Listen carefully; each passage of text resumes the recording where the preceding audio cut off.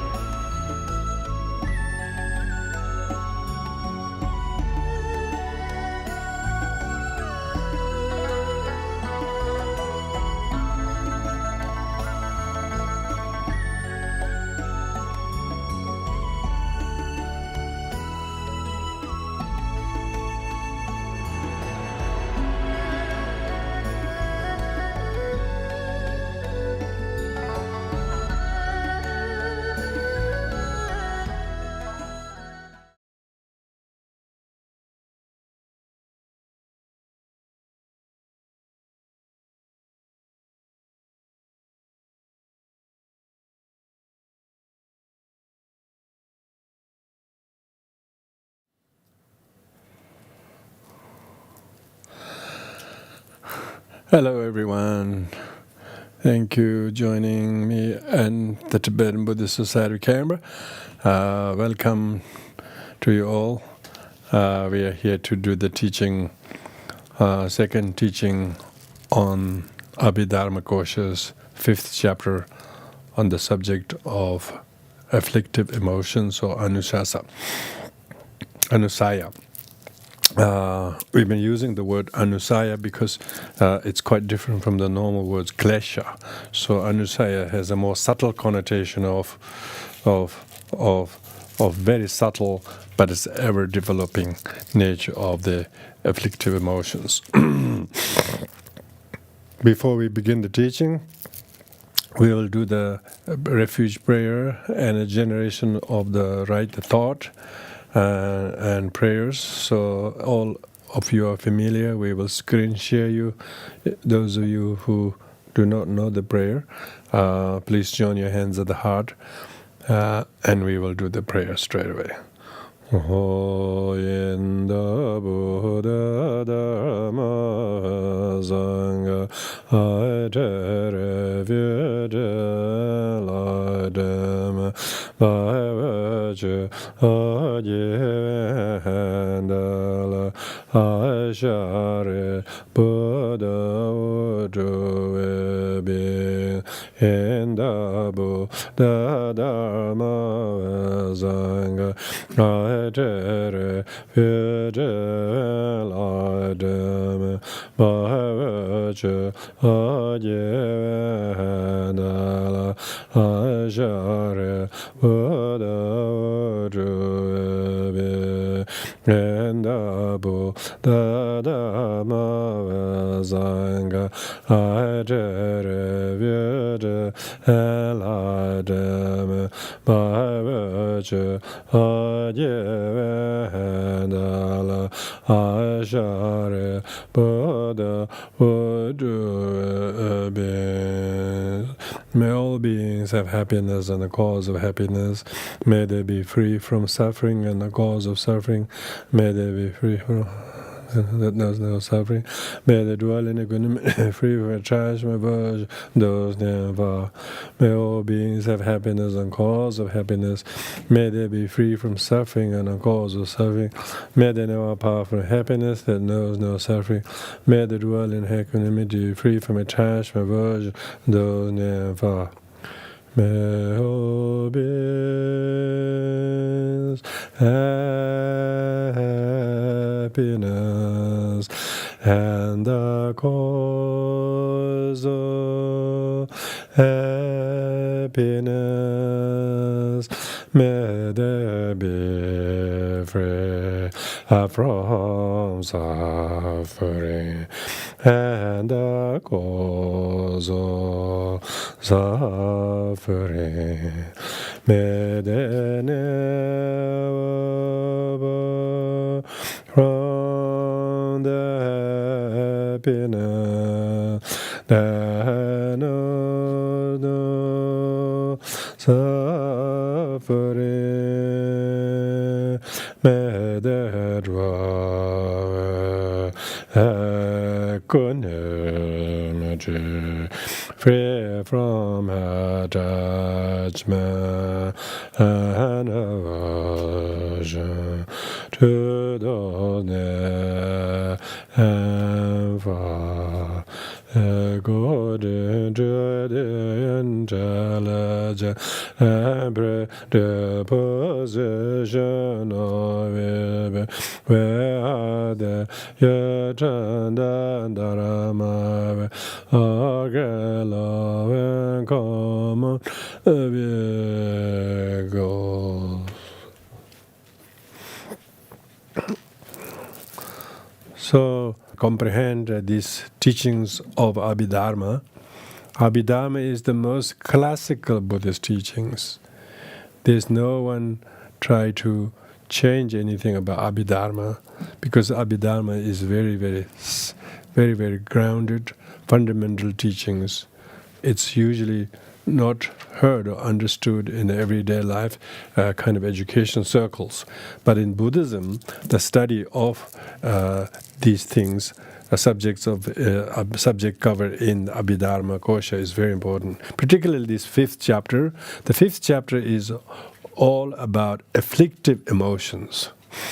The afflictive emotions, which we discussed last week, all the functions and harm and the damage the afflictive emotion causes.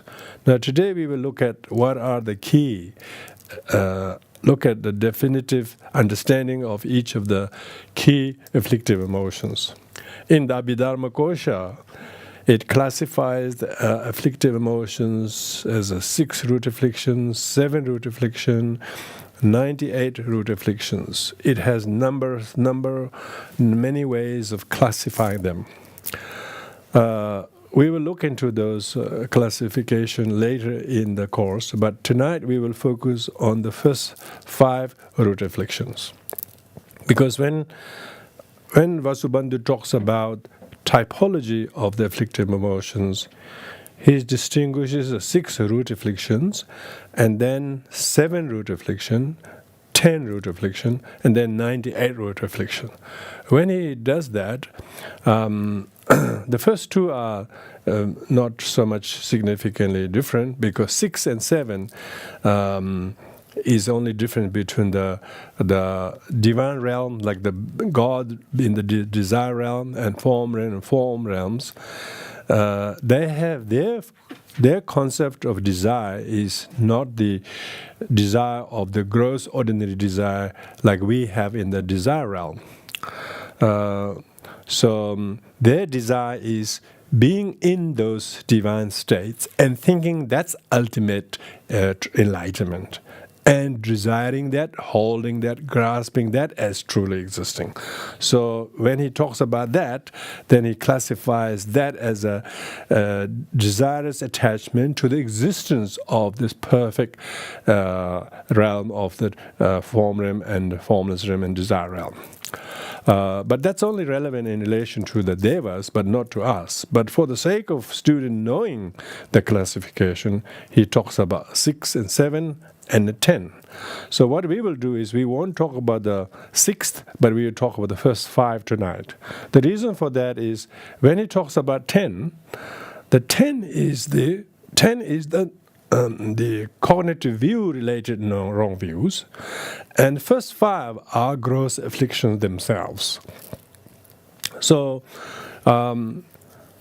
the afflictions are affliction or gross, these are gross afflictions, definitely so. First one is the desirous attachment. The word desirous attachment is probably better than desire and attachment. Why? Because Tibetan word is chak. De means desire, and then chak means attachment. So when you're desiring something that you don't have, so that's a desire. But then when you get what you desired, and then you get attached to it, so the benefit of getting the desirous object is not yield, but it has made you become attached to it. Not even able to enjoy the thing that you obtain. So the desirous attachment, the chak, Tibetan language being monosyllabic, every syllable has a meaning. In Sanskrit is called raga. So probably the word raga could be better if it translated as anuraga. Anuraga meaning, anu means after. You are after something. You're always after something. So they talk about each of the root afflictions, such as desirous attachment, having 9 different degrees of desirous attachment. Not only us in desire realm, but those in form realm and those in formless realm. So, because they are, desire realm is counted as 1, and then form realm has 4 levels of meditative concentration. Then formless realm has also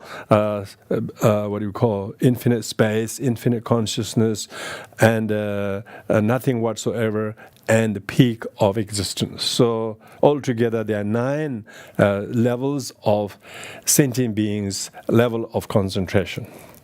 So 9 levels of sentient beings concentration. Desire, all those beings in the desire realm is classified as 1, and then those in the form realm has 4 classes, and formless realm got another 4. So that's 9 levels of sentient beings. Those beings in the desire realm have constant desire attachment. And so here we're going to talk about the how we may understand desirous attachment. The definition of desirous attachment is a deluded mental factor that observes its contaminated object, undesirable object, as desirable, and regard it as a cause of his or her happiness if he were to acquire them. And he does anything to get it, only to produce undesirous outcome. But little does he know, that is what he's going to get. He doesn't know that. Desirous attachment is not the same as desire. Desire is just merely, say, if you want a desire to go somewhere, so that's just something longing and craving and coveting something you don't have. And desirous attachment is once you make all kinds of effort to get it, through suffering, through lots of suffering at the beginning and the middle and even at the end, just before you get it, you only have suffered. So as soon as you get it, because you have emphasis, you have projected its desirability so much, you get so attached to it. So desirous attachment is outcome of desirous attainment, attaining the thing that you were desiring, though contaminated though the object is.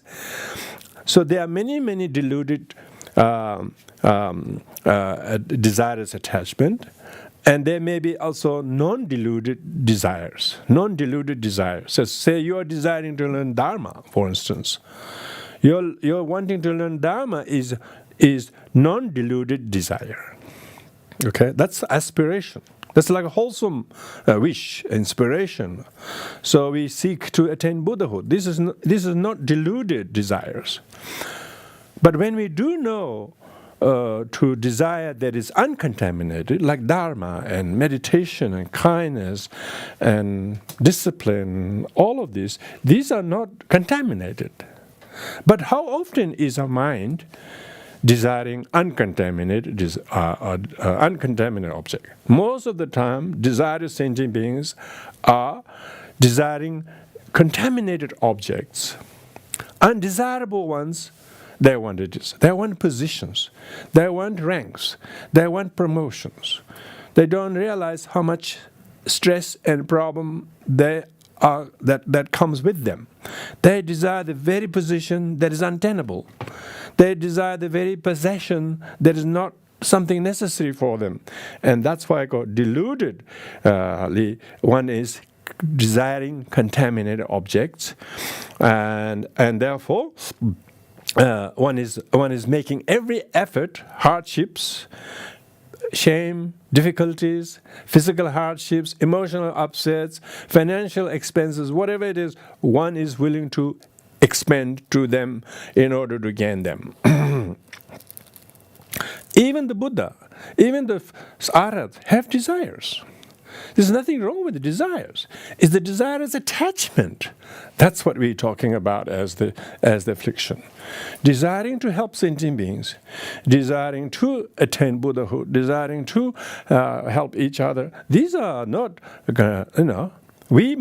our desiring to help our nephew and our sister and so on, outwardly it is helping them, but still due to a desirous attachment, because they are my nephew, and therefore my desiring to help them is still somewhat contaminated by my attachment to who the person I'm helping to is to me.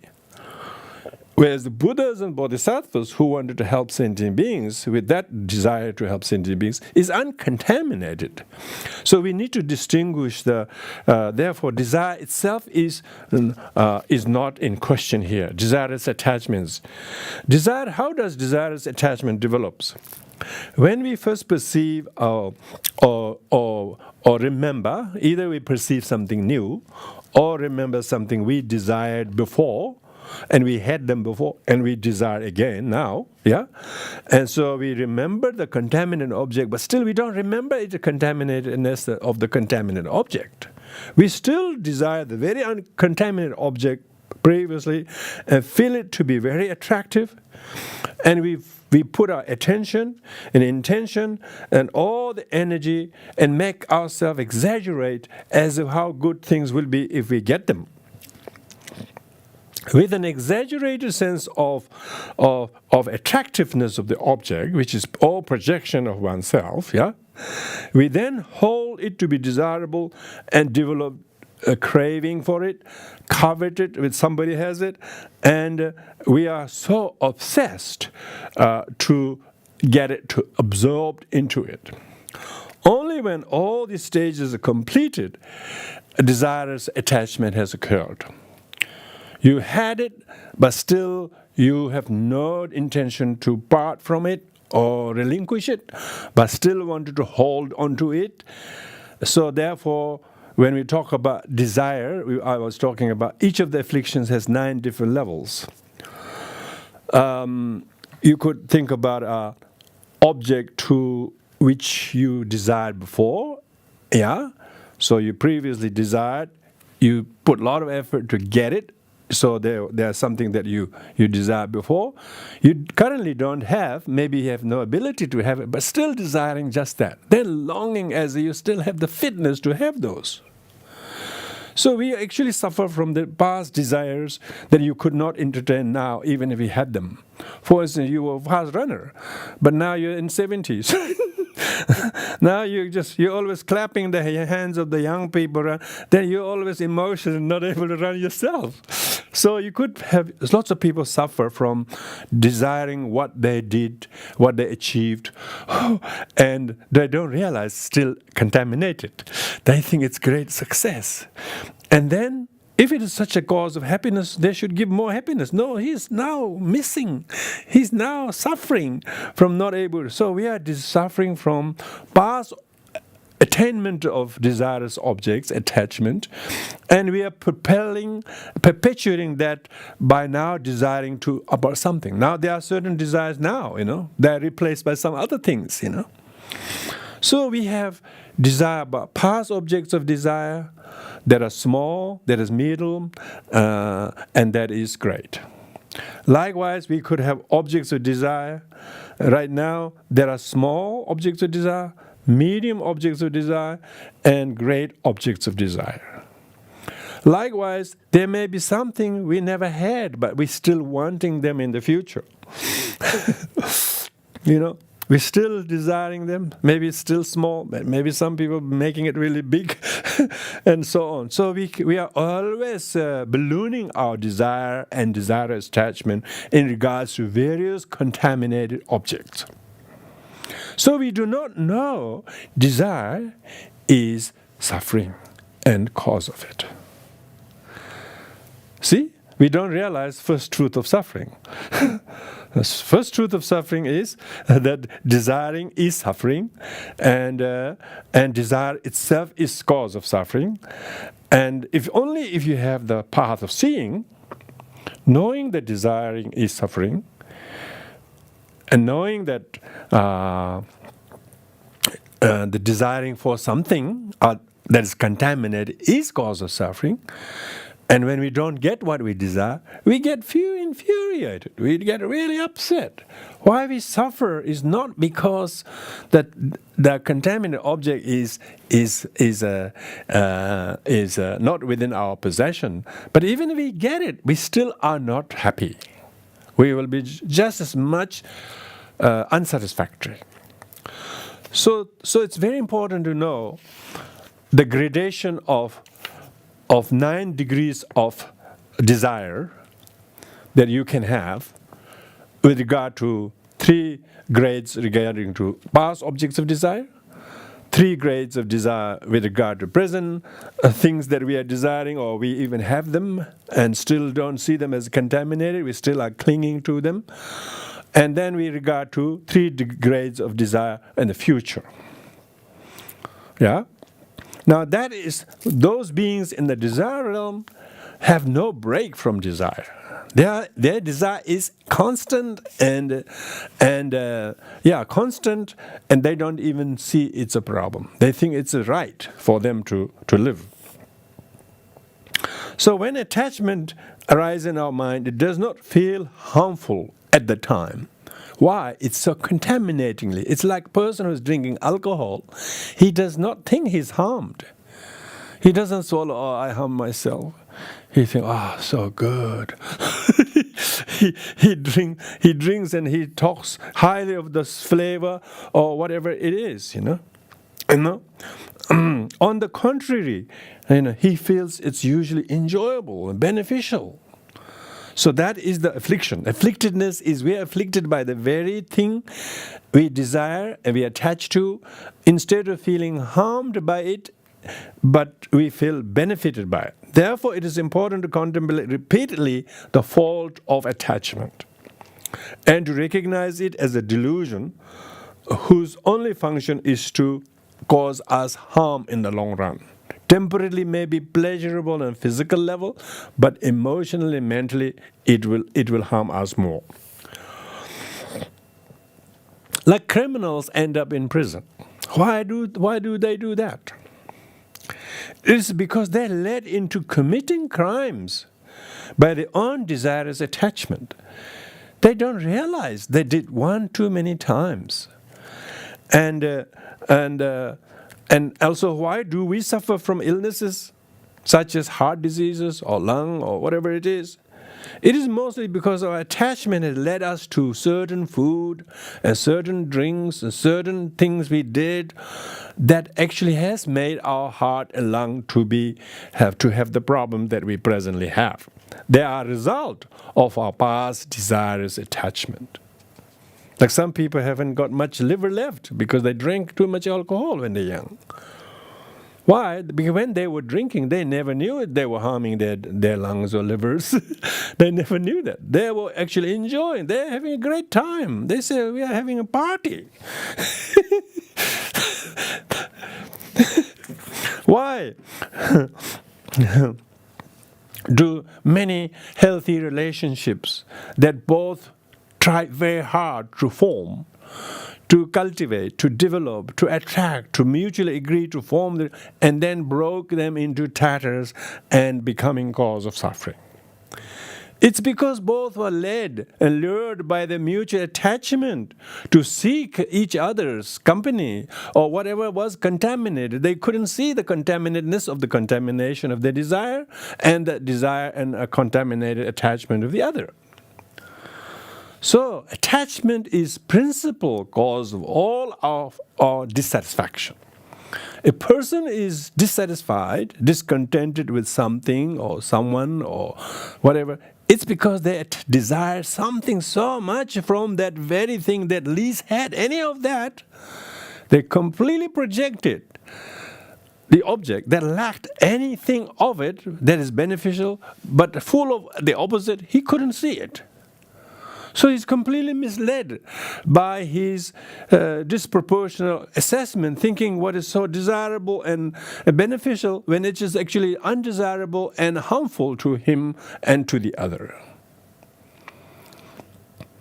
So you can see how sentient beings are mostly punished by their own desirous attachment.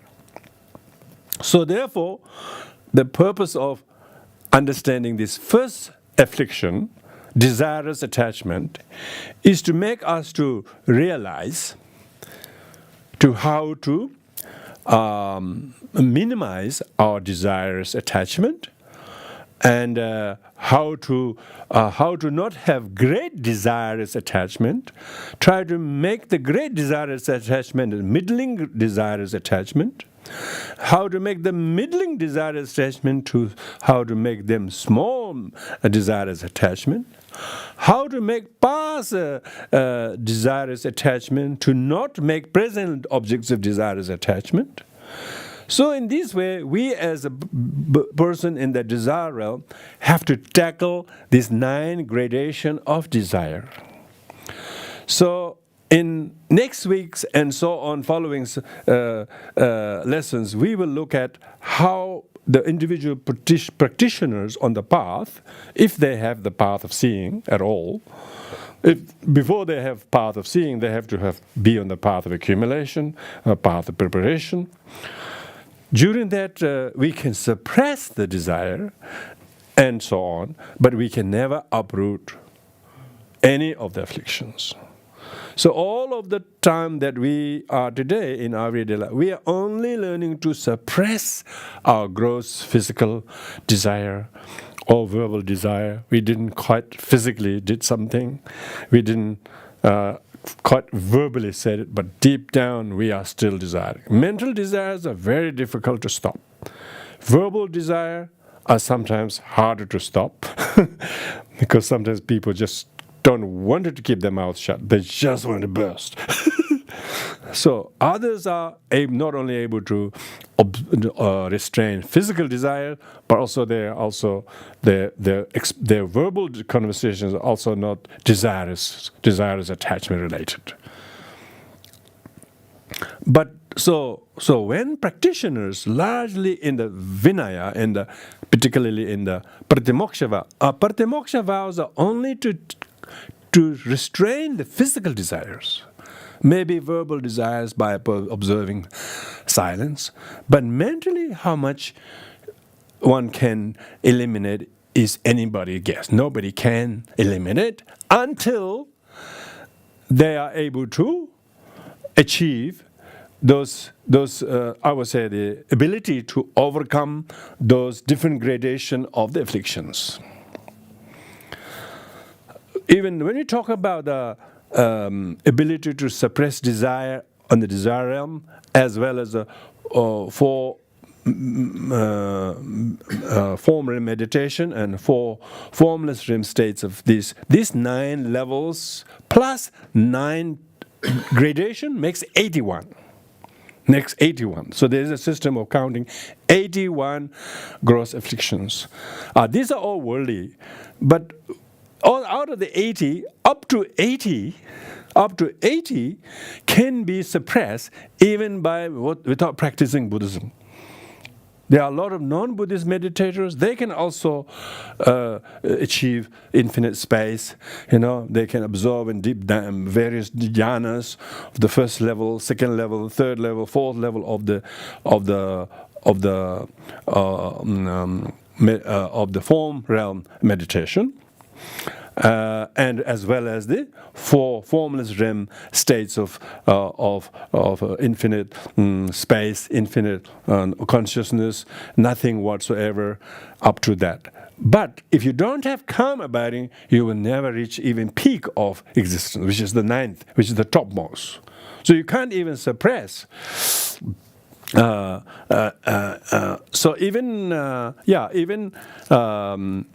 even the non-Buddhist practitioners can suppress the gross afflictions, but can never abandon them totally. Never abandon them totally. So what are the discards? So these are called, in Abhidharmic terms, we call discard of path of seeing, discard of path of meditation. Discard means how many afflictions are abandoned by you achieving path of accumulation. Path of seeing. So then, when we look at the chart next week, which I'm still working on, because all the other charts that I see are so small and so strangely done, can't quite. So I don't know whether I can succeed to make a chart that is a little bit easier to reveal or not. So depending how contaminated that desire is. Anyway, so we'll come to it. So So when Abhidharma talks about desire as well as anger, it means that when you're desiring, person doesn't, the very objects of desire, whether it's past objects of desire towards which you have small, middle, or great desire is attachment, you know. You used to go do soccer play, you used to do this when you were young, you were so wonderful, but now you can't play, but you still can't help, you still must go and watch the Australia playing and whatever, you know, whereas others just don't know what is on. That person who's used to play, he must go there, every legend of soccer is all watching, whatever, every time their recruits are playing, you know. So that shows how much desire they have of the past object and subjects of desire, they have not relinquished truth, you know, because they haven't got path of seeing, you know, they cannot. If you don't have path of seeing, you don't relinquish any past objects of attachment, let alone present objects of desire as attachment, and let alone future objects of desire as attachment. Anyway, when it says as well as, which means that when you're desiring the same object that is contaminatedly desirable to your eyes, but you don't know it's contaminated objects of desire, you think it's so wonderful, so special, so desirable, and therefore there's no chance of simultaneously developing anger to that object. But when it says as well as, means but in the future, the past objects of desire, past objects of contaminated desire as attachment that you become possessor of, that you enjoyed, now, subsequent years, months, you could be angry to it. Yeah? You could be angry. Previous objects of desire and attachment, desire as attachment, now is your objects of anger. Now that's why the anger is the second root affliction. Second root affliction. What is the definition of anger? Anger is a deluded mental factor that observes contaminated object, exaggerates its bad qualities. It's all the horrendous things it didn't do, but you think it did. And you can't change your opinion about what they did. You still think they did a terrible thing. So you exaggerate, makes it very undesirable in your mental state, and wishes to do anything to harm them, to cause them downfall, and wish them downfall, speak badly about them, to them, even after many years. Still an object of anger. The thing was a long time ago, but still now the object is a object of anger, and you still haven't changed any opinion about it. You still say more than what their bad things are. You exaggerate. Say, if somebody were to listen to you, they say, you maybe say you are your sister or your brother. They say, "Come on, brother, that's not fair. You shouldn't think like that about him." But we do. We think we didn't have enough time to say the bad things about the other, because we are so enraged. We are exaggerating the bad qualities and considers them to be so bad. You don't want to go near them, and you don't want to do any good to them, for them, but instead you wish them ill will. So that's what is the hatred, or this anger becomes ill will. So that's a root affliction. So this means now when the desire is not overcome, it necessarily becomes more complicated to become objects of anger. See how contaminated, now double contaminated. Previously was already contaminated. Now the very object that previously desirable now become undesirable, but still one doesn't know it is a result of one's own deluded craving and desire that made it to look and appear and exist as it was. Remember, the contaminatedness of the objects of desire looks so beautiful and attractive. The contaminatedness of the object looks so bad, so terrible. The object is actually the same. Object is actually the same. At one moment one was desiring that, another moment one doesn't want nothing to do with it. So, as I mentioned, with desire, there are 9 degrees of anger. Now, we're talking about here in the desire realm, yeah. But those form realm and formless realm don't have anger. Because they don't have the same kind of contaminated desire we have. They only have the desire thinking we are in the best state of enlightenment. They don't have anyone they need to desire, to gain, to obtain, to possess. They are not like us, wanting. They think what they got is the best when it's not. So their desire is attachment is to their existence. Our desire is attachment is on what we don't have. And so they have what we have. They actually have what we think is good, but they think it's truly existing. So we don't have the benefit of that yet, because our desire, our wrong view isn't that subtly developed yet. So from the point of view entity, there are 9 types of anger. Yeah, not just types, but these types are useful because you will know how these types makes the degrees. Yeah? From big to small. This means anger is exclusively a desire realm delusion. There are not 81 levels of anger. You know? There are not 81 levels of anger as there were 81 levels of desire. There are 81 levels of desire. Why? They were all 9 levels of existence, remember? Desire realm 1, form realm 4, 5, and formless realm 4, 9. And you multiply that by 9, and that got 81 desires attachment with the desire. But with anger is not. Because anger, there are desires, attachment, self-grasping. Anger is very gross and rough mind, and because beings in the form and formless realm always have tranquil and refined mind, they do not get angry. So the God in the form realm and formless realm do not get angry. You can have some people in our community, maybe they don't get angry. You know, maybe they're in the sort of form realm. Maybe they're pretending to be in a form realm, formless realm. Yeah, some people can very thick skin, they don't show any anger. But if they're in desire realm, they will show it. They will show it, because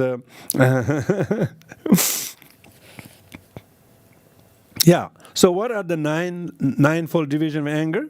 From the point of view how it is generated. Anger towards someone or something that harmed us in the past. Number 1, okay? Yeah. And they may not even harmed at all, but we just think they did in the past. Second, anger towards someone or something that we think is harming us now.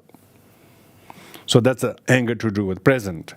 Third is anger towards someone or something that might harm us in the future. You see, so people what do we call? So anxious. They think someone will. Then the fourth one, anger towards someone or something that harmed our friends and relatives in the past. Because someone did harm them, to my son or to my mother or something, therefore we are still angry to them because they have harmed our loved one in the past. Fifth, anger towards someone or something that is harming our friends now. Yeah? So it's to do with self, relatives, past, present, and future. And yeah, so anger towards someone or something that our friends may be harmed in the future. So that's the 6. And then the next 3 is anger towards someone or something that helped our enemy in the past. You know, so if I don't like someone, then I have anger that you help him. So angry because you help somebody, So that kind of anger, you can see that it's very network of anger happening. Then 8 is anger towards someone or something that is helping our enemy now. If someone is helping your enemy now, they helped them in the past, they gang against you in the past, they ganging you against you now, or whatever, you're angry at what you think they're doing now. Then the 9th is anger towards someone or something that might help our enemy in the future. So these 9 types of anger is what makes the people in desire realm not able to enjoy the desirous things that they actually did get. So they're not in peace. They're not in peace because they have this anxiety, worry, suspicion, doubts. If someone you don't like is becoming friend with something, they say, "Why are you going with him?" type of thing, and that kind of thing. So you become totally neurotic. So now when people understand anger is true origin of suffering, see, you have to see that. That's the truth of suffering. You have to see your suffering is caused by your anger to this past, present, future, self, loved one, and hated one. So in relation to these 9-fold factors, you could not delete your angers. And why you're miserable, why you're suffering? Because you are doing it. You're doing suffering. You are not seeing the suffering that you are doing it. So unless you have the truth of path of seeing, you can't abandon anger. You can't. Therefore, one has to meditate calm abiding and gain special insight. To do that, you have to accumulate merit. If you don't have merit, if you don't have the merit, you do not do calm abiding. You cannot do even sit still, let alone achieve them. You cannot gain insight if you know intellectually the meaning of emptiness, but that's about it. You still have not realized, means you haven't. If you have realized emptiness, means you have realized path of seeing. Path of seeing abandons 98 categories of afflictions. Desire, anger are all shown very clearly. So you would have reached the path of seeing. Not only path of accumulation is practitioner. All of you and me, we are on a path of accumulation. The question is whether your path of accumulation is a small one, or middle one, or great one. Small has small, middle, small, great. Middle has middle, small, middle, and middle, great. And great one has great, small, great, middle, and great. Your practice of meritorious accumulation, Yeah? So, if you have a accumulation merit, great, say even if someone really harms you, you will not retaliate to them. You physically wouldn't resort to aggression with aggression, verbally wouldn't retaliate with aggression, but maybe deep down you feel sad and harmed, but you feel futile. You don't want to do anything like that. What a waste. How can I purify this karma? This obviously is a result of what I've done to them myself. Instead of thinking they're doing this to me. This is a sign of you are on a path of accumulation of great, maybe great, at least great middle. Because you are no longer angry at someone, even though you just don't like them. You just wish they didn't do such things. But when they do them, you still would not do tit for tat. Why? You have the kind of shamefulness. You have the merit to abstain from engaging ill will with ill will, aggression with aggression. You have merit. Path of accumulation. But you don't know. Path of accumulation means you're controlling. You're able to control socially, and you're actually able to stop the problem escalating. Why? Because you know suffering is nature of existence. It will be changed. It will be impermanent. If you do not add fuel to the fire, it will not keep burning. So you do not add fuel to it, and you just feel sad and compassionate to them. And so you have what you call meritorious path of accumulation, practitioner's way of dealing with anger or whatever the case it is.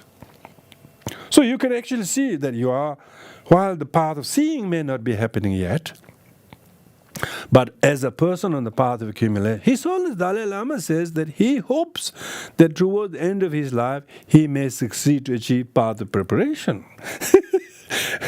Which is such a humbling thing to say, really, when His Holiness says that. He's only saying that to help us.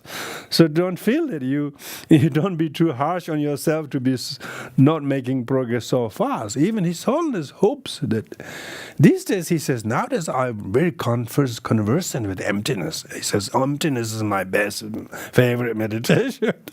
It means he's glimpsing path of seeing, He's glimpsing the path. We're not talking about conceptual emptiness. Lots of people have conceptual understanding of emptiness, but they don't have meditative realization of emptiness. Because of that, they are subjected to these different levels of, all these 9 levels of desire, 9 levels of anger, and so on. So, how do we abandon? How do we abandon anger? So, as with a desire attachment, anger can finally eradicate only by gaining direct realization of emptiness. The lack of anger in the case of the desire, former and formless realm is not because they realize emptiness, but they're too comforted by the kind of bliss of being in those realms. But it can be temporarily abandoned by meditating on the opponent, like patience, loving kindness. So we practice patience, loving kindness, and tolerance. And when you practice these things, instead of engaging, he did this to me 10 years ago, I hate him. You don't think like that anymore. Oh God, that was years ago, I used to hate him. Now you see, so futile, so wasteful to go into that level.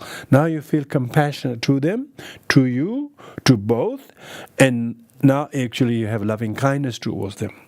Now you have compassion towards them. That is if you are practicing. As one on the path of accumulation. One on the path of accumulation will be practicing loving kindness and patience towards the past objects of anger. Otherwise, you will be still escalating the past objects of anger. He did this to me, you wouldn't believe, I will go not now. Never speak kindly of the person, still have this enmity. That means you are still seething with anger with the past objects. Not to mention present one. If somebody upset you now, you'll be just as angry. You are not going to improve anything on that. Why? Because it shows how much you haven't healed past. How could you heal present problems when the past has not? So study of the Abhidharma, the Abhi meaning highest, meaning more manifestly. It reveals the nature of human afflictions. The more you know the human destructive emotion like anger, the more you have reason to practice loving kindness and patience, and no longer harbor ill will towards it, about it. And if you're not doing it, then of course you have heard the teachings. Only when you have path of accumulation and path of preparation, you repeatedly take refuge. Always turn to Dharma. You haven't realized the path of seeing, but you should accumulate merit, physically, verbally, and mentally. As a result of that, that one is now practicing to control your anger. But no matter how much we try to look smart or beautiful or strong and healthy outwardly, if we are holding ill will and anger in us, all the fitness, health, strength you show outwardly is completely tattered from within. When when a friend of ours is consumed with anger,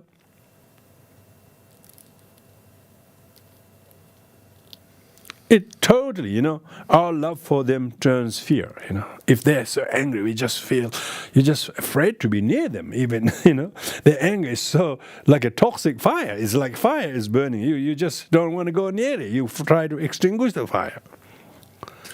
Anger prevents us from enjoying the things that we even have now.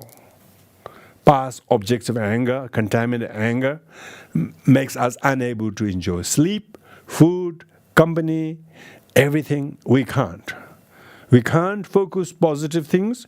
We can't enjoy good things because anger completely consumes us, hijacks us. We might be living in a very comfortable home, insulated, reverse cycle, air conditioning, with the double carpet, nice velvet sofas, but sit on them like a jumpy snake, There's no restfulness because one is completely havocked. Anger prevents us from enjoying even small pleasures, whether it's food or whether it's freedom or company or whatever. Although we have our parents, our teachers or whatever, they have shown nothing but kindness to us. They do everything for us, but still we have multitude of complaints and disappointment about them. It's not because of their doing, it's because we have not resolved our anger with our past, with him or her or that. Because of that, the unresolved anger makes everyone look hostile. Not only, they didn't do anything, they did all the good things. Your mother loved you, everything, your father poured his saving on you. You still think they're the one. So one projects hostility from everyone that has least done harm to you, but they all become hostile. So everything becomes hostile. A hell on earth, basically. People become constantly upset and angry, and you become very unpopular. Everything you do is completely erased by that, cancelled by that. You're so angry and upset. Whatever good you have done or achieved, skills are never rewarded. Why? Because your destructive anger as emotion becomes so toxically, disastrously harmful to those. When we are in a bad mood, where we speak, where we behave, people say, here he goes again. They know, they wish they can at least spend time with you. Why? Because they have felt this poison for many times. And we will lose friends. They will avoid us. We use harsh and hurtful language, act in a very aggressive way, only to chase everyone away. So when we have no wisdom to contain and tame our anger, we lose our normal ability to discriminate, to distinguish what's right and what's wrong. It's under the influence of anger, people have said and reacted and overreacted and make a small problem so big. All the samsara's problems are ignited by unfulfilled, contaminated desires objects, desiring that, and then agitated by that only later on, then become very angry. So every anger outburst of people are not because of anything, but they didn't get what they want. What they were desiring was contaminated anyway. Yet they thought they were desiring something completely desirable. They didn't know their desire was suffering and cause of it. They did the very suffering and cause of it to get happiness and cause of it. No wonder why they didn't get any happiness, because its cause was lacking. No wonder why they only got suffering and cause of it, because that's all they were doing. And that's exactly what is Abhidharma means. Being able to manifestly, Abhi means manifestly. Ngompa in Tibetan. Ngompa means make it very vivid. It vividly reveals. Teaching means please reveal teachings to us. We should be revealing to us to know how manifestly these destructive emotions are truth of suffering and truth of origin. Yet people don't know the truth of origin, let alone the truth of origin's suffering that it is producing. When it doesn't know the true origin, it doesn't know the true result. And therefore it's ignorant. How manifest is that to them? It doesn't manifest to them. They're completely covered in tarpaulin. Their head is covered in tarpaulin, so they can't see anything.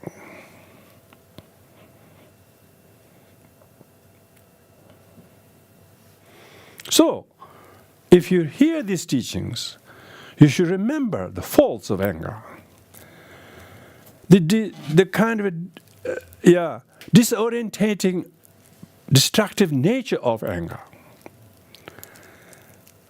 How destructive it is to your body, to your sleep, to your well-being, to your everything it is. And therefore, one should try to make a little promise not to give in to anger, give in to reaction and righteousness and aggression and so on.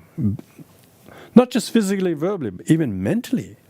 A lot of our people are well civilized physically and verbally. They didn't do anything, but deep down they're holding the ill will. You couldn't believe. This modern days, they don't take sword and cannons to each other in the parliament.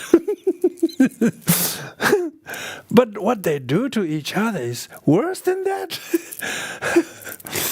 Why? Because they're so civilized outwardly.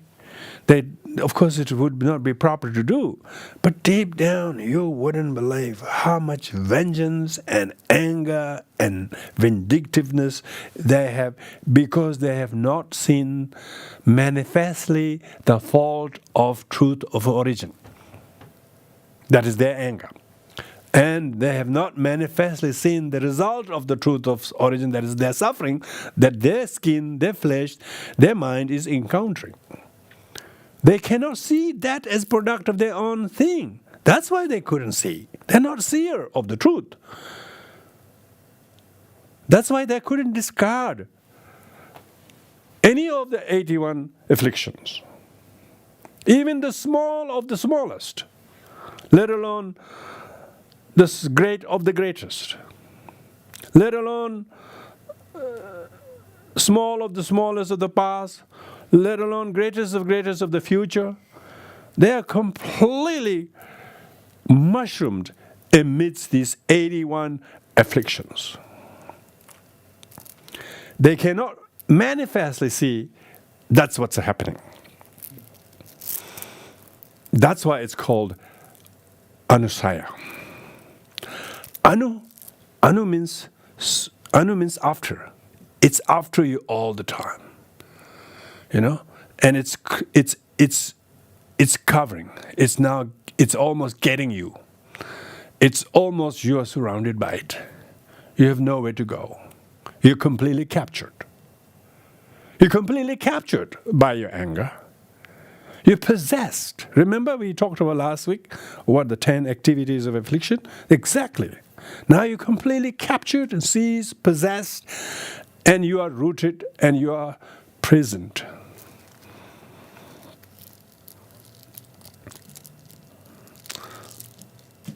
If we practice and hear these teachings and then remember how to contain and restrain these kind of afflictions, by remembering how demerit of it, and how to practice, remedy them with loving kindness and patience, and reduce one's other afflictive emotions to do with it, then we might be able to suppress physically, verbally, and maybe even emotionally.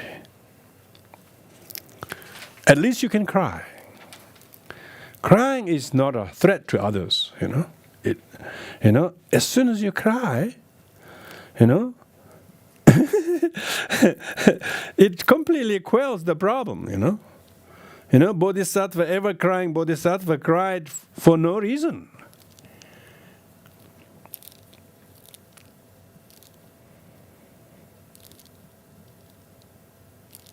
We do not need to be sitting on the cushion and doing some prayers. What's the point of doing that? The practice is to try to unsit manifestly these afflictions. The mindfulness is to guard your mind from being mauled by anger. Mindfulness is to guard your mind to be mauled from your desires, attachment. You cannot let go about that issue, can you? You're still stuck in it. And so, if you are doing practice, you should cause a dent to those fixations, those desires, attachment of the past, of the present, and of the future, of the small to middling, and middling to the great. If we don't do this, we are perpetually stuck in samsara and expect problems after problems, repeatedly and viciously. In samsara, it's not possible to remain in peace, absence of this truth of suffering and truth of origin. One must see the truth of suffering. Truth of suffering and truth of origin, truth of cessation, each of them have 4 subdivisions. First, you need to see the truth of suffering. Then you need to, subsequently, you see all things are a result of like this. Not just that one, but all things are dittoable. You can ditto all. Then you have forbearance. When such suffering were to manifest, you see them not as someone's doing, because now you know the true origin. True origin is not someone's action, it's your anusaya. Anusaya is harder to detect, other actions is easier to see. And mistakenly think it is the true origin. It is the false origin. It's the mistaken, misapprehended object of origin. It's very difficult to see the truth of suffering, let alone truth of the origin. Because when we don't see the truth of origin, we're always blaming something, always blaming for our finger, always pointing, naming and blaming as that is the cause. One doesn't know how to name and blame that anusaya that one is doing. When you can apprehend anusaya as anusaya, the subtle but cancerously growing,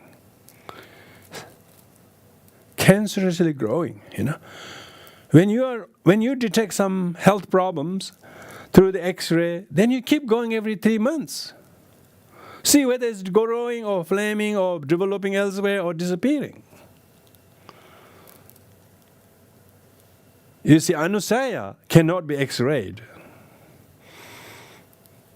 Anusaya can only be detected when you practice.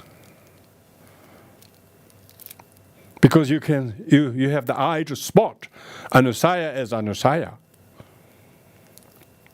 not as actions of the people, not as people, not as events. Because when you can spot anusaya as anusaya, you have got the Abhidharma of the anusaya. You have manifestly knowledge, obvious, vivid knowledge of the reality of afflictive emotions. When you see the anusaya as anusaya, the anusaya is impermanent. Previously you think that your true origin of suffering is permanent. It was 20 years ago, but still the same object, same person. You think it's the same thing. So we have all these mistaken views of unpleasant as a pleasant, impermanent things as permanent, all these wrong views. Now you are starting to open your eyes to see the even anusayas are not inherent, permanent. Anusayas are impermanent, let alone the cause of them.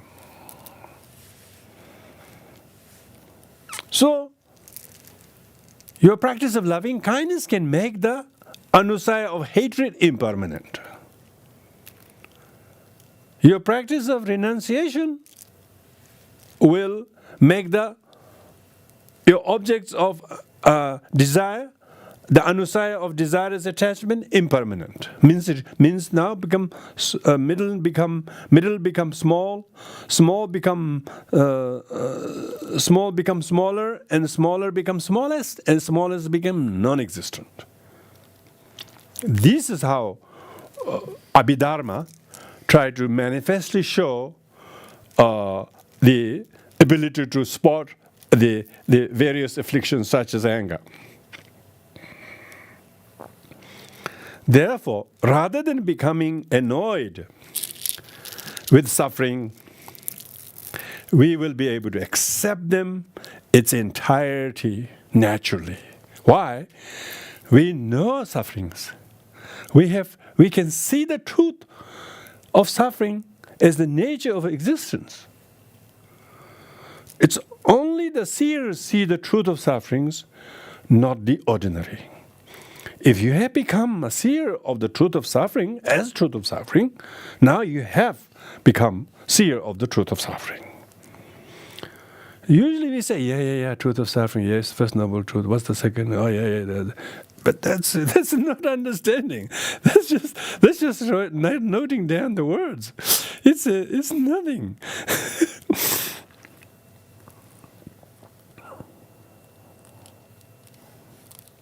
When we apply the teachings and training of the mind, rather than getting angry, and develop compassion, renunciation of one's anger or objects of anger and things like that, then our negativity will be slowly pacified.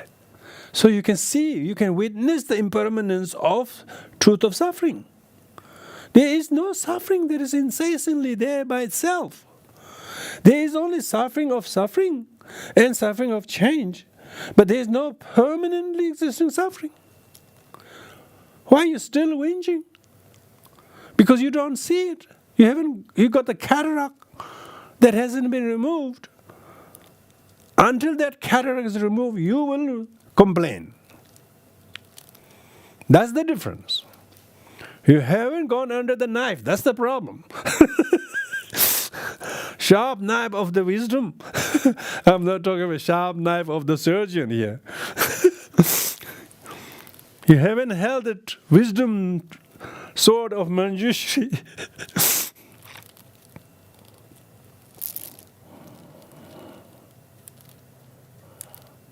So therefore we should extremely feel rejoicing and fortunate to have met the Dharma and have refuge in the Dharma. Even if our patient level is not as adequately as good as you like, you still know that is what you need to work on.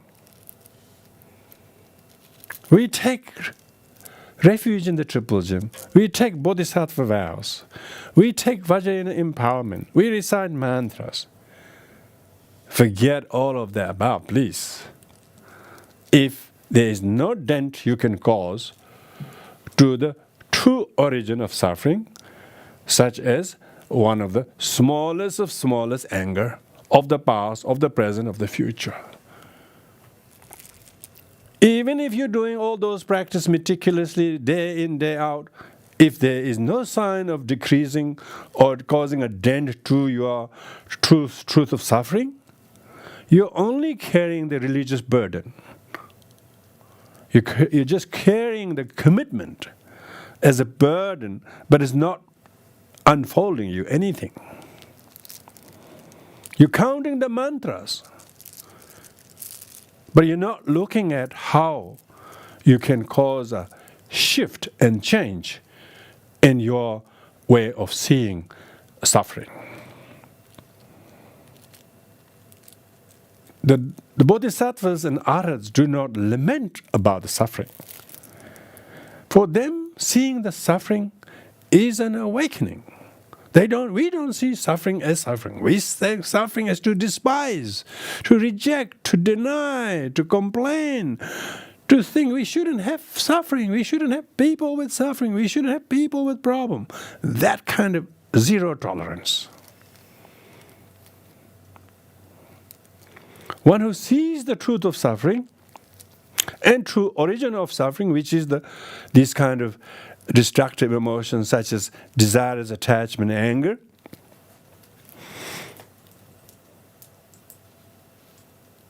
Therefore, the more we practice patience and loving kindness to those who we previously have anger towards, is actually our own loved ones, our own friends, and so on.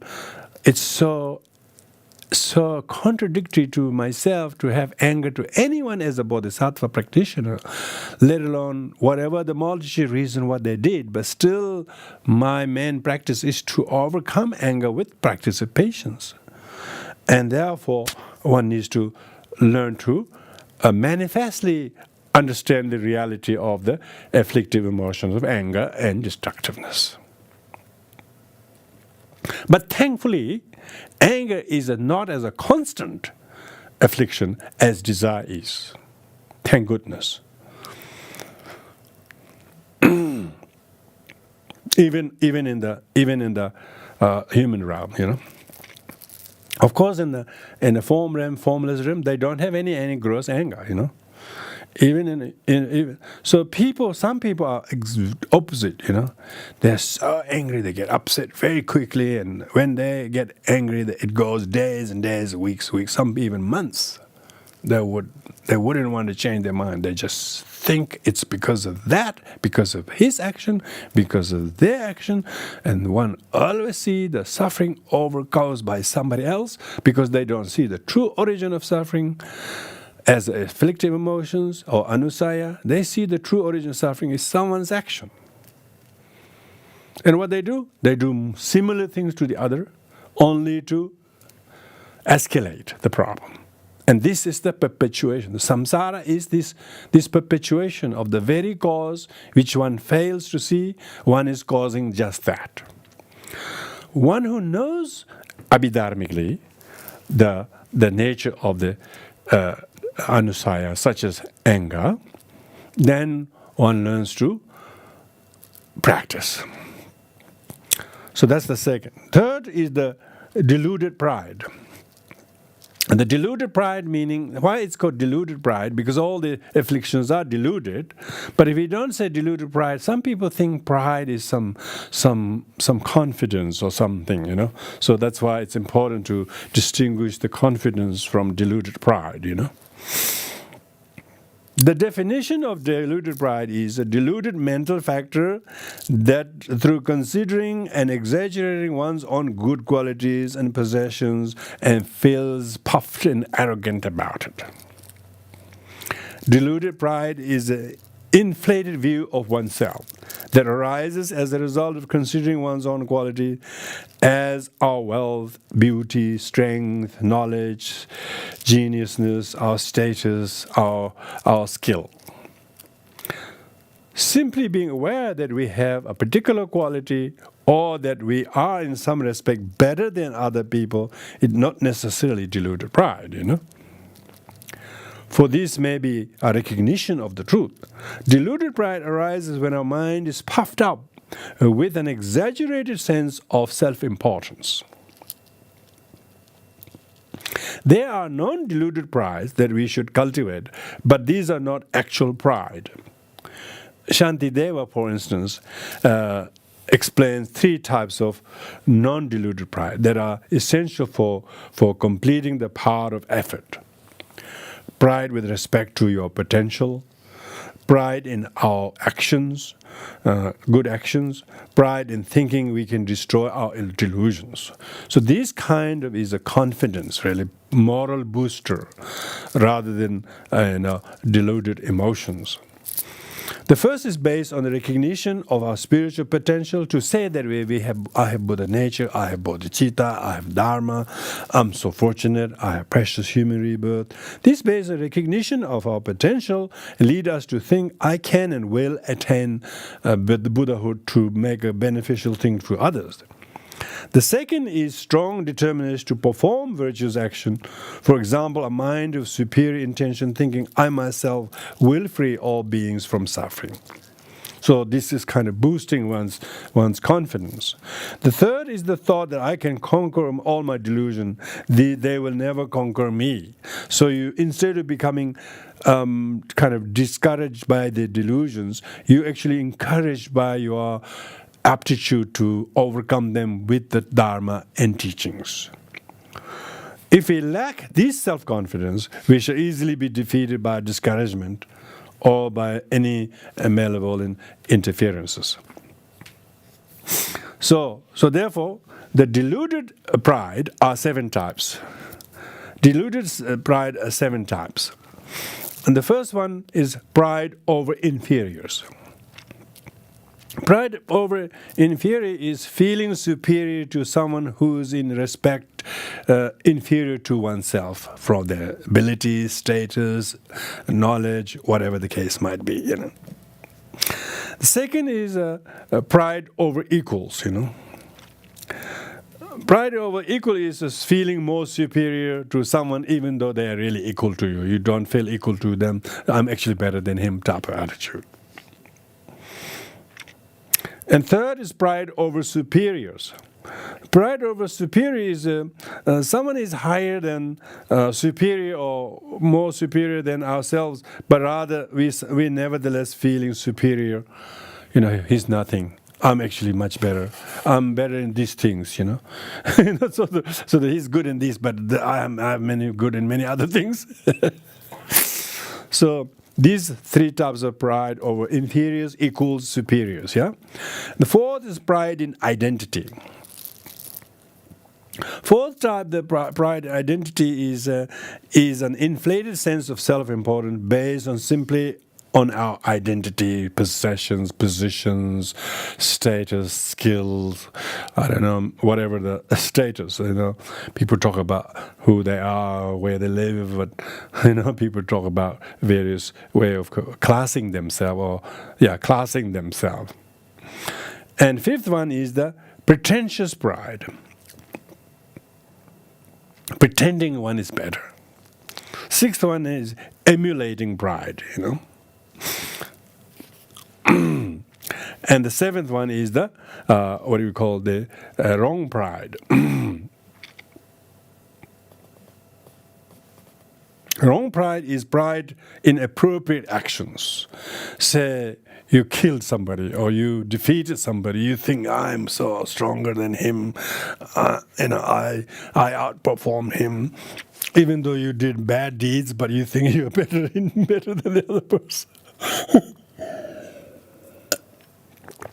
So, like shooting birds, and you are good at shooting them down, and you don't miss a target, and feeling proud, and getting a trophy for that.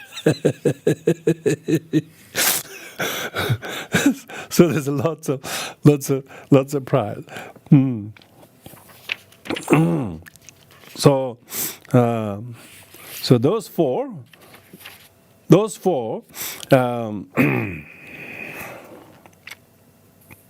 So pride is of course like all delusion. We must develop humility. When we talk about path of accumulation, we talk about refuge, we do prostrations, and so on. So we need to learn to manifestly know how arrogant we are even to our superiors, how arrogant we are to our equals, and how arrogant we are to our juniors. And if we are better than our juniors, we should help the juniors to go to their level and walk with them and do things with them. And that would be prideless qualities. But if one is arrogant to the juniors and equals and superiors, of course, in order to overcome this, we do the practices. The main disadvantage of pride are that it causes us to disrespect others, be they equal, be they junior, be they senior, and therefore it is an obstacle to increasing our knowledge and good qualities. We could not achieve new qualities. For instance, we wouldn't learn anymore because we think we are better than the others. Why should I listen to him? Why should I read and listen teachings from him or her or like that? One who don't have the pride listens. Like His Holiness Dalai Lama. He goes and listens teaching from every other teachers.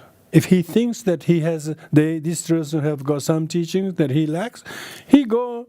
This Kuni Rinpoche is a very least known scholar and master, sitting under the Bodhi tree in India. That Dalai Lama go and bow down to him and ask them to give teachings. He doesn't have the prior feeling that I am superior than him. He says, when I see people, he says, I see everyone as equals. That's why if he will visit a local mosque, he teach it. What if local imams, he make them sit next to him as equals. This kind of castelessness is very important. Some of the caste system, type of class system of the Indian tradition has still flowed into or outflowed into Tibetan culture, unfortunately. This is because we haven't quelled the pride of the status. It's a shepherd-like compassion is highly revered. King-like compassion is not considered to be best. You have to shepherd those, even the last member of the flock have to be looked after by the shepherd. The shepherd shouldn't go ahead, thinking others will follow. So the pridelessness is one of the sign of a practitioner. If one has been studying Dharma for a long time, we have heard the teachings many times, we have read many Dharma books, we feel that we know the subject, so we have to now pay not superficial attention, but try to pay our genuine devotion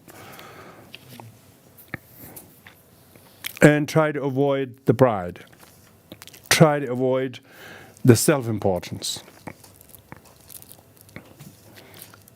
Pride is one of the cardinal afflictions. We could not see, how do you know you have pride? You couldn't see the goodness of others. You could not see good in others. You are very righteous, you are very critical, you are very discontented. Is a sign of you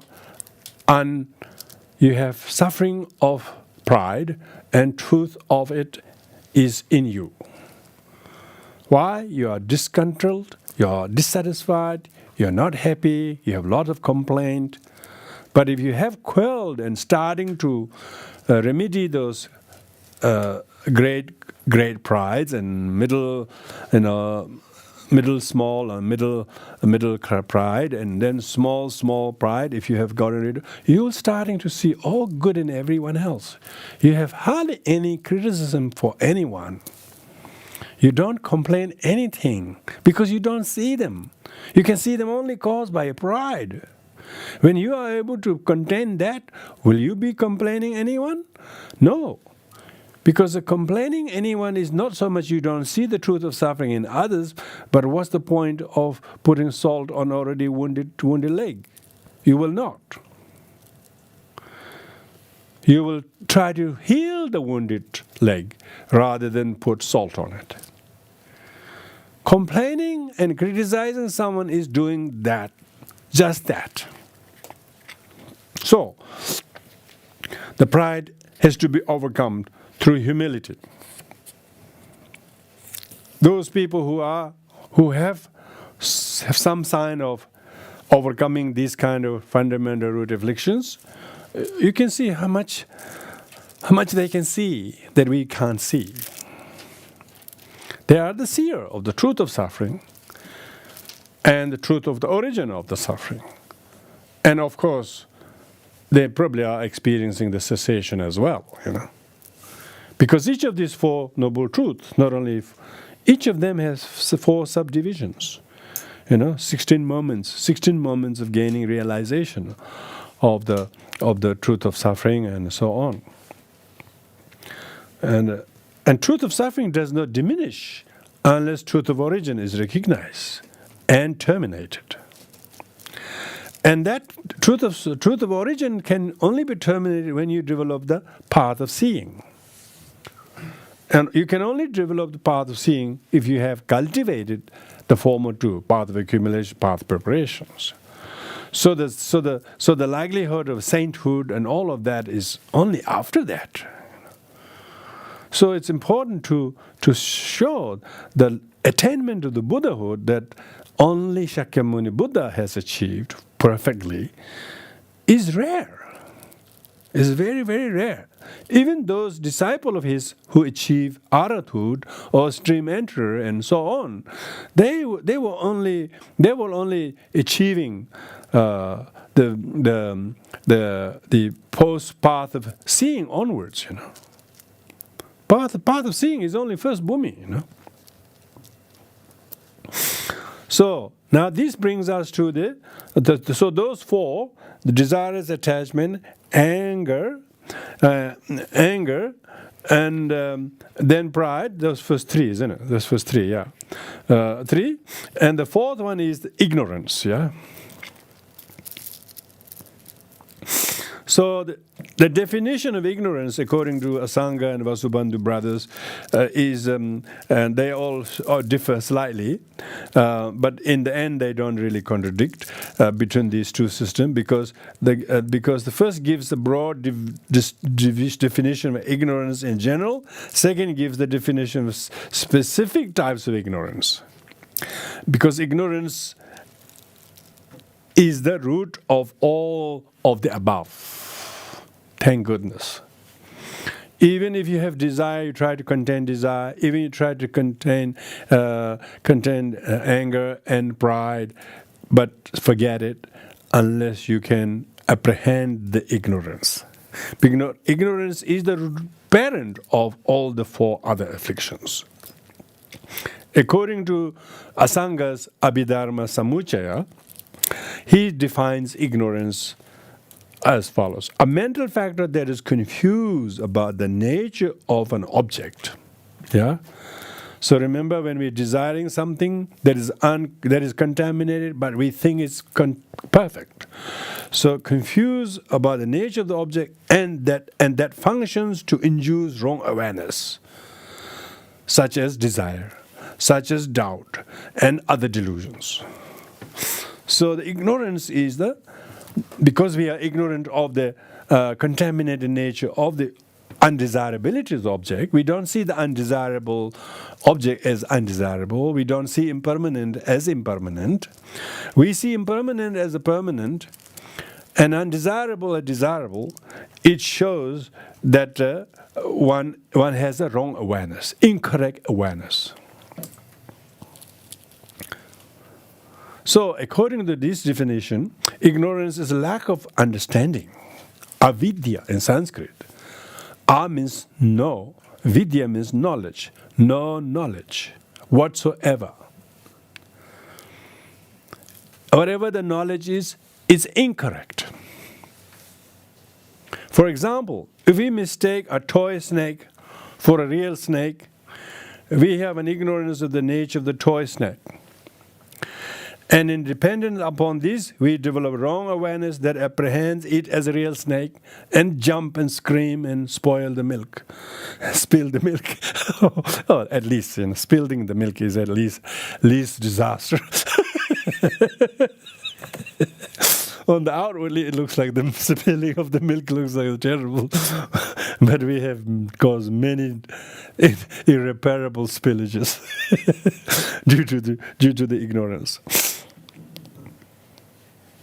Therefore, according to this system, two distinct stages involved in developing the wrong awareness. First, we have ignorance, which does not understand the real nature of the object. Then, as a result of this ignorance, this unknowing, we develop a mistaken apprehension of the object. So therefore, what we think the object is completely contrary to what the object is.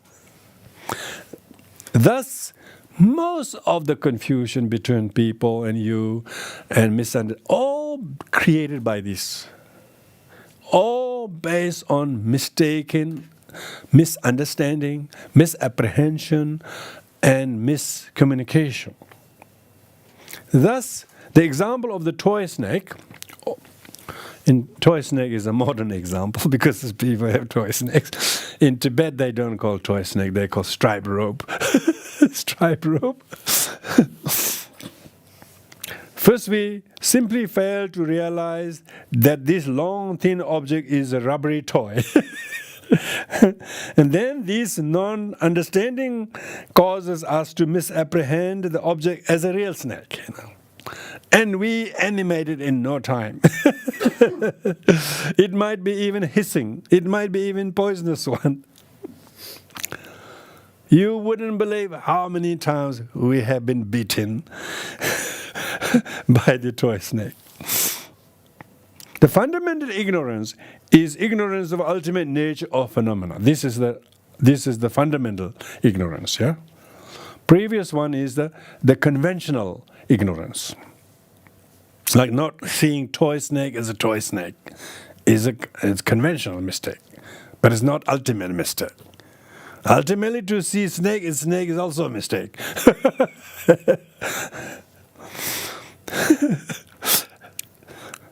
So this fundamental, ultimate nature phenomena, not knowing that, this is the very root of samsara, basis of all the mistakes, the faults, and the desire, is attachment, anger, pride. We talked about all those. These things are all caused by this. That's why, according to Asanga, in Abhidharma Samuccaya, ignorance develops in two stages.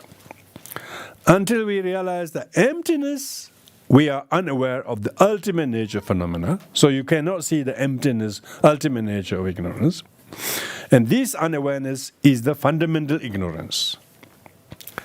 As a result of this unknowing, we then develop actual wrong awareness, self-grasping, that apprehends phenomena as truly existing. Yeah? Person as truly creator of the issue, and thing as permanent when it's impermanent. So we mistakenly see this for that, and so on. All the wrong awareness does not understand its object. It is not necessarily ignorance, because ignorance is a mental factor, and wrong awareness can be a primary mind. Wrong awareness could be your eye consciousness. Seeing the toy snake as a snake is a wrong awareness. It's not fundamental ignorance.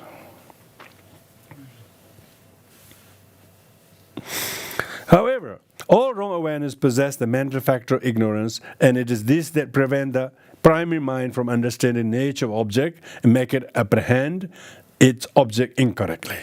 That's why Asanga said, what is ignorance? All unknowing of the three realms. He, in the desire realm, form realm, formless, all the things that we don't know is the innate ignorance, which is the not knowing the ultimate nature of things. The mind of all beings in the desire realm, formless realm are completely pervaded by this ignorance. Now, tonight we're not talking about the ignorance in relation to self and all of that. This is talking about ignorance generally. Yeah? So that's why it's important to distinguish these 5 root defilements plus 5 cognitive wrong views.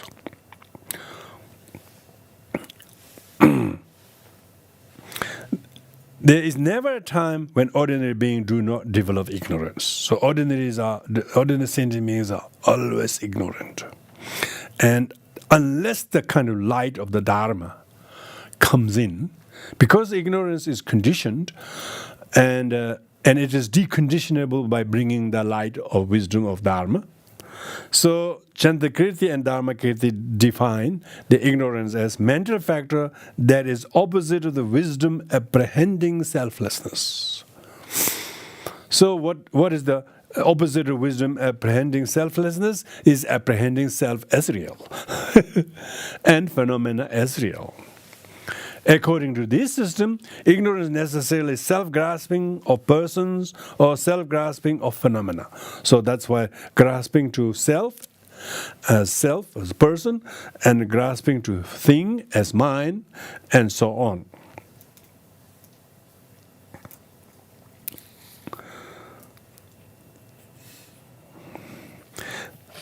So there are many different types of self-grasping ignorance, such as self-grasping of persons, self-grasping to phenomena, innate self-grasping, and innately formed self-grasping.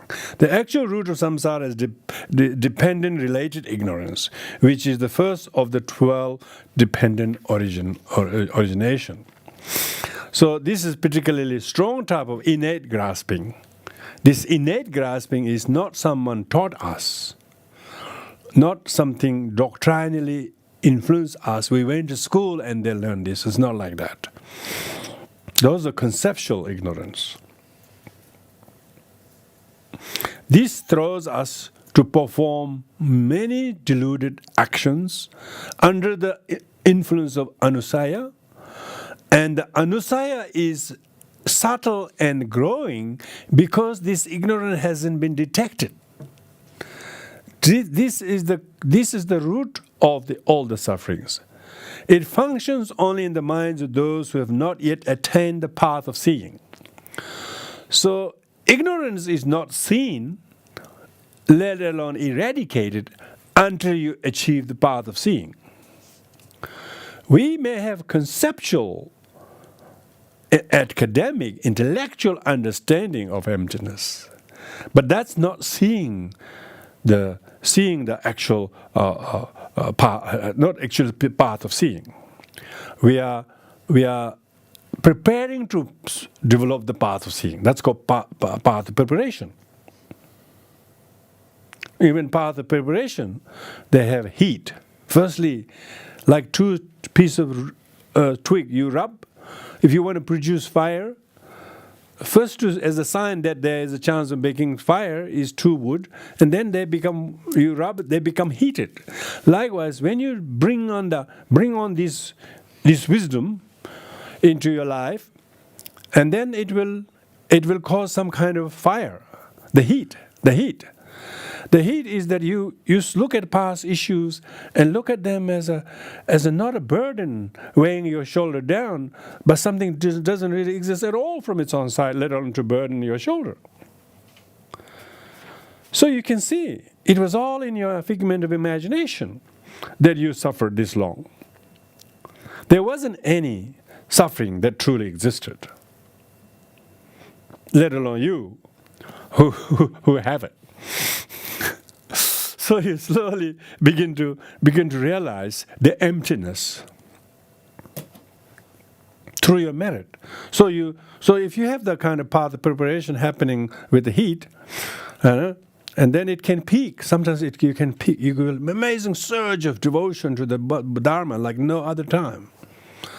It's not like affection or friendship with the people we're talking about. We're talking about indescribable conviction in the Dharma. It peaks. Second one is called peak. You almost peak. The highest point of your life is when you realize the truth of the Dharma. You wait until that peaks in you through your meditation, through your practice, through your reading, through your listening, through your contemplating, through your making these thoughts as yours. Then there will be this peak. Peak is not intellectual. It's indescribable. And then these will be followed by forbearance. Forbearance is that subsequent to that, when the suffering meets you or you meet suffering, you have this amazing forbearance to accept it like no other time. Post forbearance, seeing forbearance, it's called there. When you're able to see the merit of forbearance of suffering, you accept the suffering. Why? Suffering doesn't truly exist from its own side. But temporary suffering that is karmically created does persist so long as you keep fueling the cause. Now, when you stop the fueling the cause, will the suffering persist? Of course not. No wonder why you're patient. No wonder why you are forbearing the sufferings. You no longer complain. You don't complain sufferings. So you wouldn't complain anybody's suffering. Really. I mean, that's pretty good, really.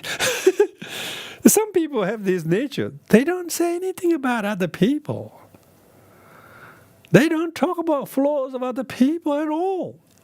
Not because they don't see, but their forbearance. Their patience level is so good. Why? They're on the path of preparation.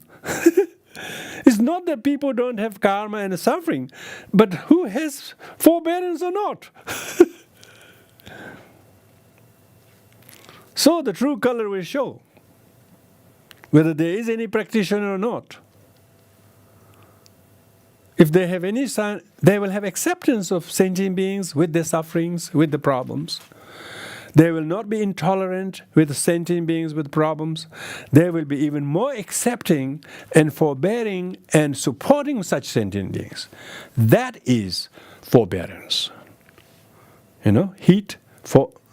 Peak forbearance, and then fourth one is excellent dharma. When you truly flavor that excellence and the panacea-ness of the dharma, this can all happen when you're practicing, putting a lot of your time and effort meticulously, and you can see someone is really, really so much in the practice. They are actually relishing some of these condiments, or I would call appetizers for path of seeing.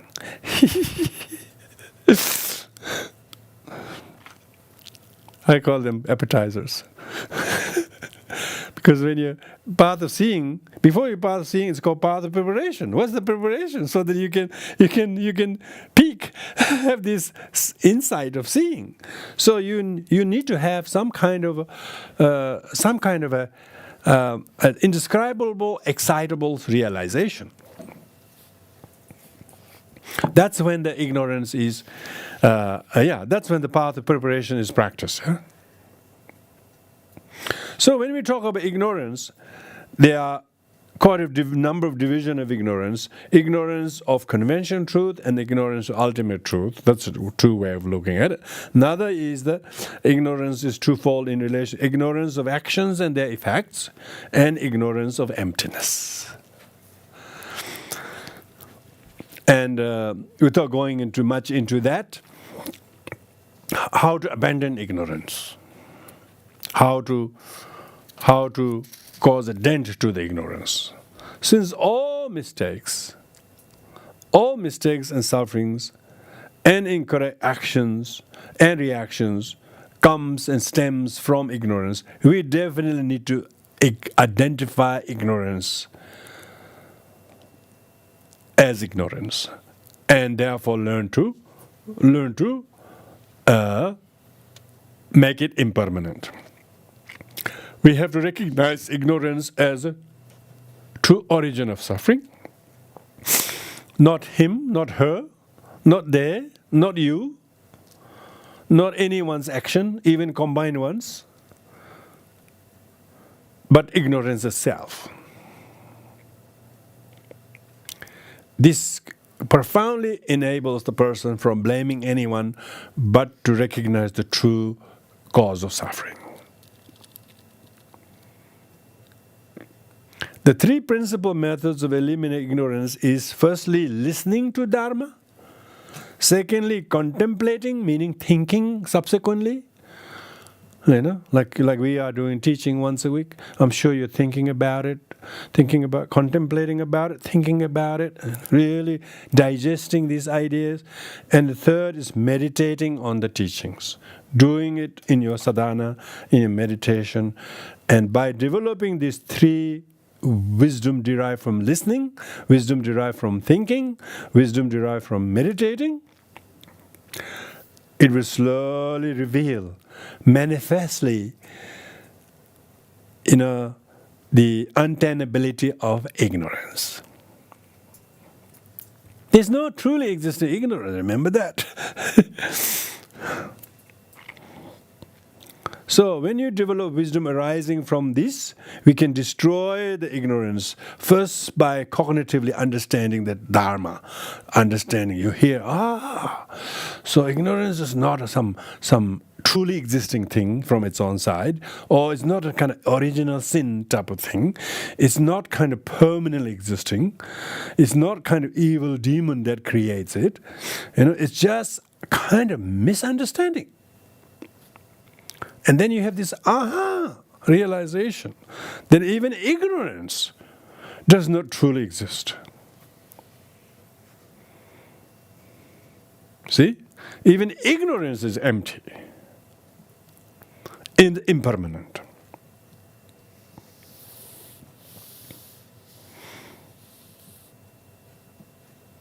Then we can develop this confidence and weaken the habit of ignorance. By listening to, more you listen to the teachings, more you are hearing the Buddha. This teaching is nobody's can teach this, Even Nagarjuna cannot teach this. Even Chandakirti, not any of the Tibetan masters. These are all teachings realized by the Buddha. These are real teachings of the Buddha that shook the earth 6 different ways when he was born. Why? Because there's only one and only Buddha that came and taught these teachings. We are only repeating the words of the enlightened ones and Shastra, the commentators. The actual teachings, this is only came from the ascetic discipline, meditation, and wisdom of the fully enlightened one. Wait until you really find refuge in the Buddha. If you really revisit your refuge, you must feel truly emotionally grateful and thankful in an indescribable way towards the very result of the Buddha's past perfect bodhisattva's life as well as the last life of the Siddhartha Gautama. Then you've become totally indebted. Means you have truly heard the teaching as the Buddha's teaching. Not someone who revealed in his dream, found under a rock, this kind of mysticism. Don't over-mystify Buddhism. They are only teachings of the Buddha. And everybody else is a beneficiary of this one and only Buddha. Through listening to the true Dharma, our wisdom will increase, our ignorance will diminish. As a result, we will have more appropriate sightings and reckonings and understandings. And then we feel so compassionate for how long sentient beings have been helplessly languished in this mistaken information. They're all wrong. Because of that, we feel very, very responsible to make sure that these teachings are not lost and should be studied and understood, and not only relying upon others to teach us, not only thinking others should solve our problems, but we take matters in our own hand to acquire this wisdom through our diligence, discipline, and meditation. And hence, the blind person whose cataract has been cured will no longer need the walking stick and need not to walk as he was blind. He has gained sight. So ignorance is the blindness, not finding the way to the light. Even though one is seeking light, but one is only going from dark to darkness, dark to darkness. When one doesn't know the truth of suffering, or truth of origin, let alone truth of the path, how could one have the truth of cessation? Only truth of cessation is abolition of ignorance. And this is why Abhidharmic way of understanding how to stop the anusaya doing the act of anusaya. Now you know the acts of ignorance and anusaya. When you're not conscious, anusaya perpetuates. When you are conscious, anusaya doesn't exist. It's like the light does not coexist darkness. As soon as light comes, darkness disappears. So even anusaya are not truly existing, let alone any of the anusayas themselves, the ignorance. So therefore, like the likes of the figure of Manjushri, the Bodhisattva Manjushri, and teachings of a perfection of wisdom, and the deity yoga, all of these things are so that we can combat these ignorance in us through reciting, through meditating, through using the deity yoga, so that we have the wisdom discerning mind in the form of the deity that you are, Prajaparamita, or whichever deity you happen to practice. So the deity is the wisdom discerning emptiness manifested in a visual form. Otherwise, it's one who detect and understand ignorance. So that's the fourth affliction. Now the fifth affliction is doubt, deluded doubt. So deluded doubt really means definition of deluded doubt is two-pointedness of the mind that interferes with attainment of liberation.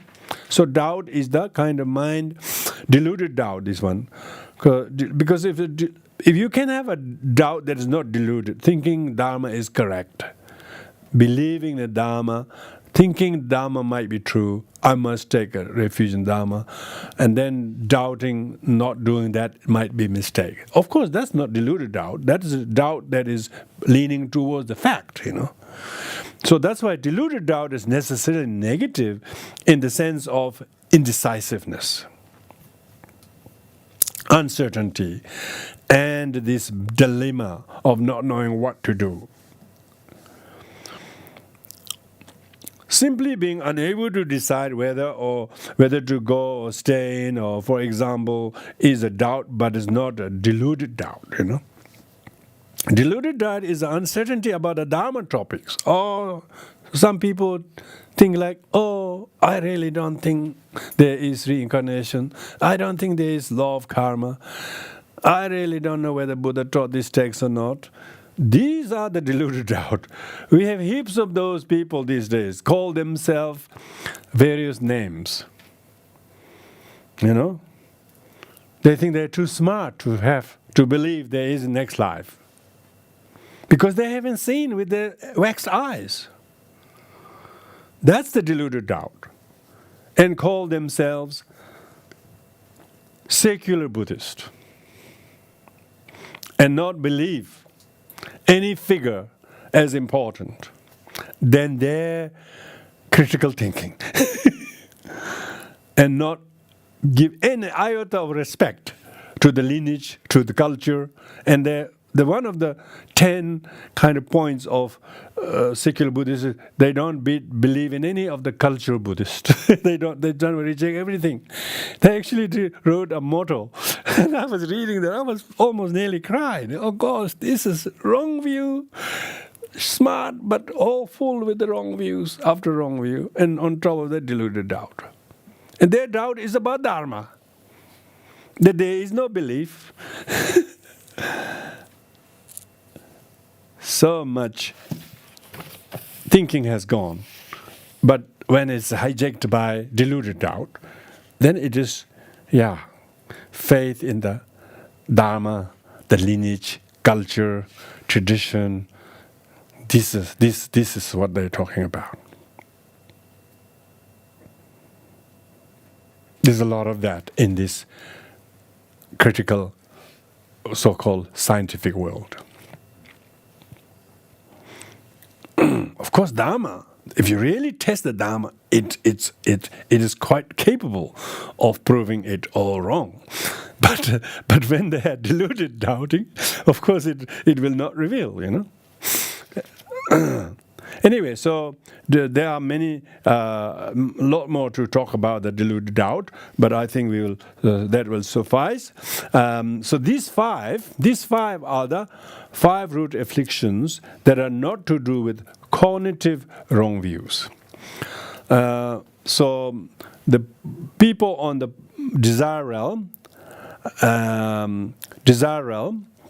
has a lot more work to do with these 5 than the other 5.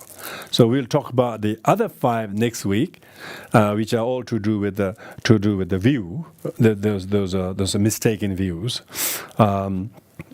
When the ignorance, which we talked about, the 4th affliction, is subdivided, it's got 5 cognitive wrong views. And those are very important to know, because those are the things that is so subtle as anusaya.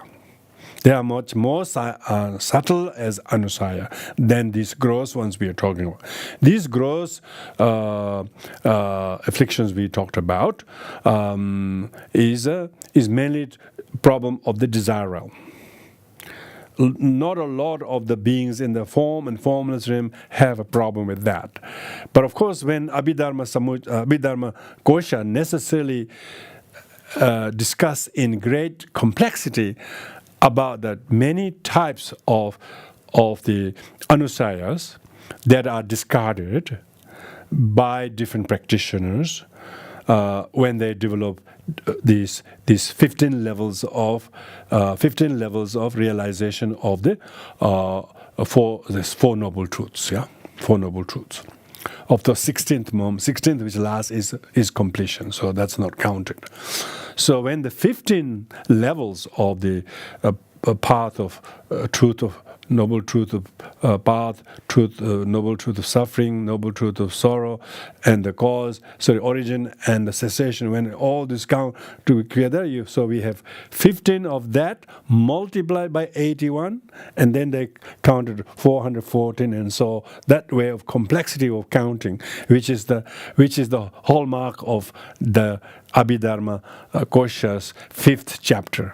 So by this is second week. By 4th week, I will have the chart so that you can all be able to at least illustrate what Vasubandu is talking about. Thank you. So that's a topic we cannot do without. And so can we say a short few minutes of Om Mani Padme Hum? Our very beloved Dharma brother Peter Lenny has passed away. He just passed away last night. As you know, he was in ICU about a month or 2 ago, and then he recovered, and then again he got ill, and then he just passed away last night. So everybody recites this one round of Om Mani Padme Hum. So Om Mani Padme Hum, Om Mani Padme Hum, Om Mani Padme Hum, Om Mani Padme Hum, Om Mani Padme Hum, Om Mani Padme Hum, Om Mani Padme Hum, Om Mani Padme Hum, Om Mani Padme Hum, Om Mani Padme Hum, Om Mani Om Mani Padme Hum, Om Mani Padme Hum, Om Mani Padme Hum, Om Mani Padme Hum, Om Mani Padme Hum, Om Mani Padme Hum, Om Mani Padme Hum, Om Mani Padme Hum, Om Mani Padme Hum, Om Mani Omane bame, omane bame, omane bame, omane bame, omane bame, omane bame, omane bame, omane bame, omane bame, omane bame, omane bame, omane bame, omane bame, omane bame, omane bame, omane bame, omane bame, omane bame, omane Omane bame, omane bame, omane bame, omane bame, omane bame, omane bame, omane bame, omane bame, omane bame. Omane bame, omane bame, omane bame, omane bame, omane bame, omane bame, omane bame, omane bame, omane bame. Omane bame, omane bame, omane bame, omane bame, omane bame, omane bame, omane bame, omane bame. Omane bame, omane bame, omane bame, omane bame, omane bame, omane bame, omane bame, omane bame, omane bame, omane bame. Omane bame, ungawandi nyudoda. Jere se wandru yenu ro ji gyamale. Te sala ngobra yo mi yenge so donga mi yenga wa che mame. La ve la belle. De da zanje nyudo jo.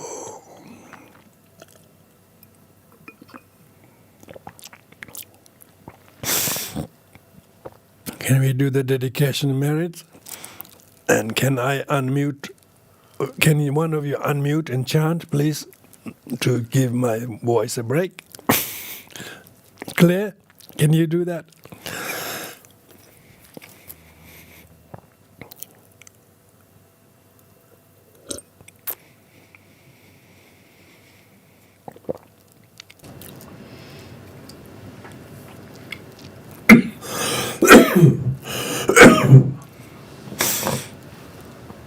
Can you unmute it?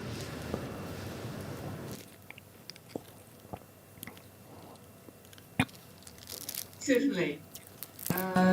By this merit may we overcome the defilements and gain omniscience. May I liberate all beings from the ocean of the toad, sickness, death. Here the Mahayana teachings, whatever merit I have, may all things become stainless vessels to hold the Mahayana teachings. Courageous monks renew all things, and Abhidharma did likewise, following all of their examples. I shall dedicate all these merits. May the excellent Bodhicitta take birth where it first taught, and so where it has been born, may it increase freely without degeneration.